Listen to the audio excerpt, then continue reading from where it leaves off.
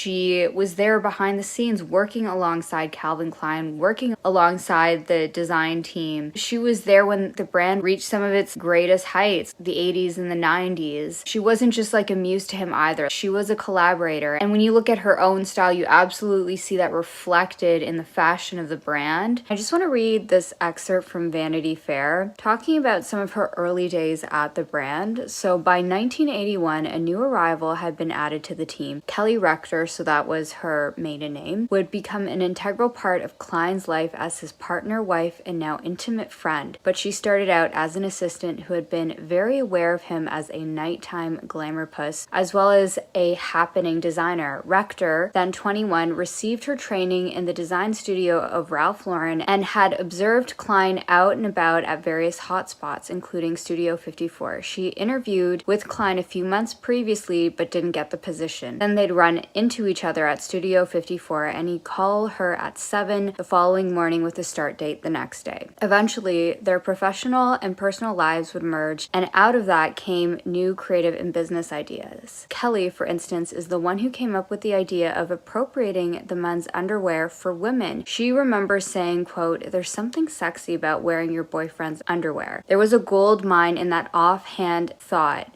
70 million worth in 1984 sales alone. More significantly, Kelly became the basis for what we think of as the Calvin Klein woman, the woman who will go out in a perfect looking thin cashmere t-shirt evening dress, not the one who's all glittered up in a va-va-voom number.